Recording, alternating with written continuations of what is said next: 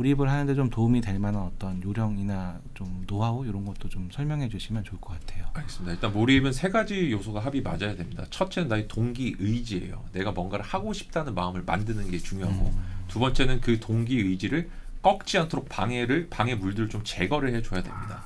세 번째는 그렇게 해서 내가 흐름을 만들었을 때 이걸 최적화시키는 방법이 되게 중요한데요.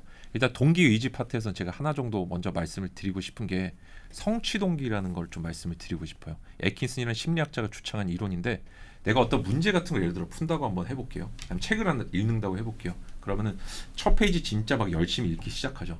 근데 당장 어려운 말이 나오면은 졸리고, 인강을 한번 들어오지만 또 인강 강의 개수 너무 많잖아요. 이럴 때 어떻게 해야 될까요? 좀 더 쉬운 인강으로 바꾸면 되나요? 그게 아닙니다. 책을 적게 읽으면 돼요. 왜? 어떤 내 성취 동기라는 거, 내 동기부여, 그다음에 의지 이런 것들은 일의 난이도에 영향을 받습니다. 누워서 떡 드셔보신 분 계신가요? 거의 안 계실 거예요. 엄청 쉬운 일도 하고 싶지 않고요. 무지막지하게 어려운 일도 하기가 싫습니다. 근데 내가 뭔가를 딱 봤을 때 어렵다고 느낀다면 양을 줄이는 게 너무 중요해요. 대부분의 사람이 초학일 때, 처음 공부를 할 때는 내가 이걸 읽고 이해가 안 되는 게 중요한 게 아니라 양에 질려서 압도되는 경우가 되게 많습니다. 문제집을 푸실 때도 내가 이거 언제 다 풀지 그러면은 뭐 3의 배수로 풀어보겠다든지 5의 배수로 풀어보겠다든지, 너무 심각한데 10의 배수로 풀어보겠다, 이런 것도 좋죠. 어쨌든 하나를 해내면은 생각보다 이게 쉽네라고 전체상이 파악이 먼저 되고, 그 다음에 한번 나머지 이제 뭐 5의 배수 한번 풀어볼까? 또 풀어보고 3의 배수 풀어볼까? 이런 식으로 내가 점차적으로 나의 어떤 성취 욕구들을 끌어올리는 방식들을 써줘야 됩니다. 그래서 이걸 먼저 좀 말씀을 드리고 싶고, 두 번째, 방해에서 제거하는 거는 사실 여러 가지 이론들이 있지만 저는 다이어트를 조금 예로 들어드리고 싶어요. 우리가 다이어트 할 때 눈앞에 피자랑 콜라를 놓고 다이어트가 가능할까요?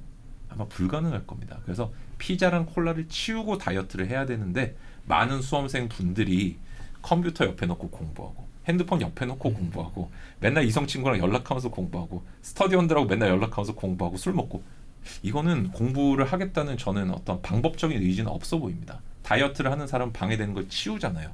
다이어트보다 어떻게 보면 훨씬 중요한 인생의 어떤 한 순간을 걸고 내 미래를 걸고 하는 공부에서는 방해 요소들을 과감하게 배제할 수 있는 접근이 필요합니다. 그래서 이걸 좀 구별해 주시고, 마지막으로 최적화를 할 때는 많은 수험생 분들께서 뭐 ASMR이라든지 아니면 뭐 음향적인 부분들 많이 쓰시는데, 이거 써야 되는 타이밍이 있어요. 여키스 도슨의 법칙이라고 그래가지고 내 몸의 각성 상태랑 그 다음에 뭐라 그럴까요? 이 방해, 그러니까 이게 이런 식으로 거꾸로 뒤집힌 U자 모양으로 나오거든요. 내가 아침에 일어났는데 공부가 잘 안 되면은 나는 의지 박약인가 봐, 동기부여가 안 되나 봐, 공부가 재미없나 봐가 아니라 음악을 틀으세요. 몸을 좀 각성을 시켜야 됩니다. 내가 어떤 경기를 할 때 선수들이 미리 몸을 풀고 뛰잖아요. 이렇게 불펜 피칭도 하고 그 다음에 달리기도 하고, 그런 것들이 그 상황에 맞는 에너지를 쓸 수 있는 상황에 몸을 맞추는 거예요. 근데 공부는 머리를 많이 써야 되는데 내가 뇌를 안 깨워요. 그래서 몸을 가볍게 운동도 하고 그 다음에 뭐 명상 호흡도 좋습니다. 이런 것들도 좋은데, 제가 추천드리는 가장 간편한 방법은 조금 비트감 있는 음악을 듣는 겁니다. 꼭 그런 센 음악이 아니어도 좋아요. 뭔가 음악을 들으면서 음악과 공부를 같이 한다는 느낌으로 몸을 좀 깨워주세요. 그러다가 귀에 음악이 들리는 순간이 딱 옵니다. 공부에 방해가 된 순간이요. 이때 딱 끄는 거예요. 그래서 조금 비트가 있는 걸 들으면서 끌어올리고, 나중에 그러다가 내가 한참 공부가 잘 될 때가 있어요. 그래가지고 뭔가 몸이 너무 많이 각성이 될 때가 좀 발생을 합니다. 이때 ASMR, 조용한 음악을 들어서 낮추는 거예요. 아침에 일어나자마자 조용한 음악 듣고 도서관 소리 들으면 졸 수밖에 없어요. 왜? 각성 정도는 점점 떨어지거든요. 그래서 각성을 높일 건지 낮출 건지를 고민하면서 내 집중이나 몰입의 정도를 최적화라고 말씀을 드리고 싶고, 하나 정도 더 말씀을 드리면, 사람마다 집중력의 통이 다릅니다. 예를 들어서 저 같은 경우는 공부하다 물론 많이 늘어나긴 합니다만, 공부할 때는 오전에 4시간, 오후에 6시간, 그 다음에 저녁에 또 4시간, 새벽에 뭐 3, 4시간 이런 식으로 공부를 보통 했단 말이에요. 근데 일반적인 분들 보통 1시간 전후가 될 거고, 집중력이 좀 떨어진다 그런 분들 30분 내외, 더 심각하면 15분 내외가 되겠지만, 심각하다 이런 표현 쓰면 안 돼요. 왜?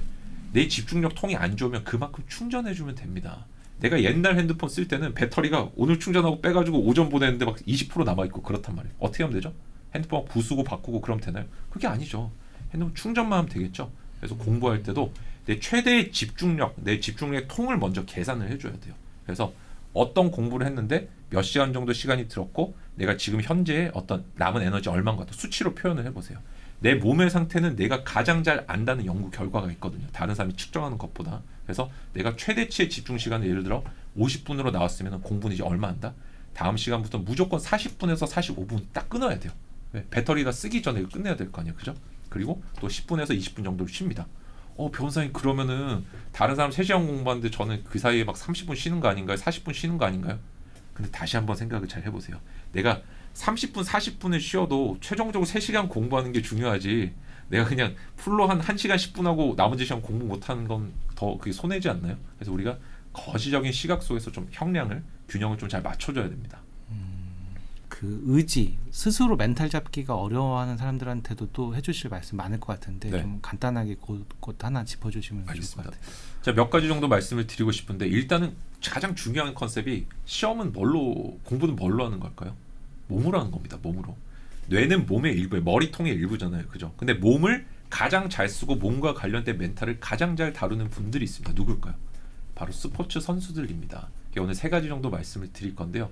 처음으로 말씀드리고 싶은 건 프라이밍 효과라는 걸 좀 말씀을 드리고 싶어요. 이게 선행 효과라는 건데 뭐냐면은 내가 예를 들어 가지고 어떤 느리다, 힘없다, 지친다 이런 단어들을 떠올리고 걷잖아요. 그럼 사람이 평소보다 걸음 속도가 느려진대요. 무의식을 그런 단어들이 지배를 한다는 겁니다. 이게 프라이밍, 먼저 왔던 단어들, 먼저 떠올렸던 생각들이 내 신체에 영향을 미친 상태를 얘기를 하거든요. 그래서 공부를 할 때 어떤 생각을 해야 될까요? 당연히 긍정적인 생각을 해야 됩니다. 그래서 내가 할 수 있다라는 마인드를 자꾸 가져줘야 되고, 그 다음에 부정은 긍정이 아니라는 생각을 꼭 가져주셔야 돼요. 실수하면 안 돼라든지, 나는 꼴등하면 안 돼라든지, 점수 못 받으면 안 돼, 불합격하면 안 돼, 이런 거 뭐예요? 코끼리를 생각하지 마 이러면 이미 머릿속에 코끼리가 있고, 그 다음에 이걸 없애는 거잖아요. 실수 이미 떠올렸어요? 하지만은 이미 날아갑니다. 그 영향을 못 미쳐요. 나는 실수에 가득 찬 인간이 될 수밖에 없어요. 그래서 나는 구체적으로 통제할 수 있는 것들이 자꾸 초점을 맞춰줘야 되고, 그래서 긍정적인 생각들을 구체화시키는 계획법, 나의 실행 방법이 수피 계획입니다. 수피 계획이 뭐냐면은 첫째, 스피스픽. 그러니까 내가 뭔가 추상적으로 계획을 세우면은 난이도가 너무 높아져요. 내일 짐바브웨 한번 가보시라고 여러분들께 여행 계획 짜라고 할 수 있겠어요? 못한단 말이에요, 대부분. 왜? 너무 추상적이어서 어렵다고 느끼거든요. 그래서 모든 일들은 구체적이고 어떤 수치화를 시켜야 됩니다. 이게 말콤 글래드웨이 쓴 책 나오는데 스티크니스라는 요소가 있어요. 고착성 요소라는 건데, 내가 뭔가에 끌리려면 티핑 포인트라는 책이 나오는데, 끌리려면은 이게 뭔가 아주 구체적으로 먹음직스러워야 됩니다. 근데 1시간 동안 수학 공부할까 이런 건 안 먹음직스럽지 않나요? 그게 아니라 20분 동안은 개념만 봐야지, 30분 동안은 문제 해설만 봐야지, 20분 동안 한번 풀어본 연습해야지. 더 세분할 수도 있겠죠. 여기서 한 10분 동안은 한 2페이지의 개념을 먼저 봐야지, 그 다음에 그 중에 또 10분은 내가 스스로에게 설명해 봐야지. 이런 식으로 아주 촘촘하게 구체적으로 계획을 세우는 게 너무 중요합니다. 집중에 관해서 좀 말씀을 드리면은, 집중력이 없는 사람은 목표가 없는 사람이에요. 수학 공부하자는 목표가 아무것도 없는 상태입니다. 1시간 동안 그래서 수학 공부 어떻게 해야 되지 이런 식이 돼버리는 거거든요. 근데 딱 집어가지고 1분 동안 2줄 읽어, 3분 동안 3줄 읽어, 이러면 딱 명확하게 그 부분에 집중할 수가 있겠죠. 이렇게 스티크니스, 고착성 요소라고 그러는 거고, 동기도 끌어올리면서 내 몰입 정도도 끌어올릴 수 있는 좋은 방식입니다. 그래서 첫째, 스피스픽하게 계획을 좀 세워줘야 되고, 이게 멘탈에도 되게 도움을 많이 줘요. 두 번째, under your control. 내가 통제할 수 없는 것에 초점을 맞추면 안 됩니다. 귀인 이론이라는 게 있어요. 와이너의 이 귀인 이론을 보면요, 사람이 자기가 뭔가 결과에 영향성을 미칠 수 없는 요소에 집중을 하면요, 스트레스하게 나오는데, 내가 이걸 받아들이지 못해서, 수용하지 못해서 발생한 스트레스가 가장 큽니다. 시험 기간이 얼마 안 남았어. 바꿀 수 있나요? 문제가 너무 어려워. 내가 출제하나요? 이런 게 아니잖아요. 이런 거 신경을 쓰면 안 되는 거예요. 오로지 내가 바꿀 수 있고 할 수 있는 것에 초점을 맞춰야 되기 때문에, 다른 사람보다 잘하겠어, 이것도 컨트롤할 수 없죠. 그 사람이 나보다 잘해버릴 수 있잖아요. 그렇기 때문에 나는 어떤 식으로 계획 세워야 되냐면은, 나에게 주어진 예를 들어 30일의 기간 동안 나는 이 문제집을 여기서 몇 번부터 몇 페이지까지 3번을 봐야지, 이런 식의 어떤 수치가 딱 들어가야만 내가 통제할 수 있는 계획이 나오는 거예요. 그래서 U까지 했고, 그 다음 P가 포지티브입니다. 아까 말씀드린 것처럼 긍정적인 계획으로 자꾸 세워줘야 돼요. 부정의 부정으로, 수학 문제 푸는데 계산 실수하지 마, 이게 아니에요. 어떤 문제 유형이 나왔을 때는 어떻게 생각하는 습관을 들이자, 이런 식으로 접근해 주셔야 되고, 마지막이 인크잇, 머릿속을 생각만 하고 끝내는 게 아니라 머리의 용량은 2-3개밖에 안 되거든요. 그렇기 때문에 반드시 뇌에다가 USB를 꽂아줘야 됩니다. 그 USB가 바로 이런 종이에요.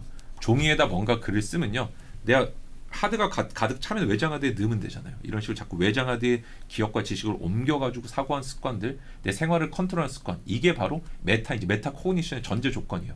메타인지라는 거는 내가 나를 인식하는 거예요. 내 삶의 방식 자체를. 근데 보이지가 않죠.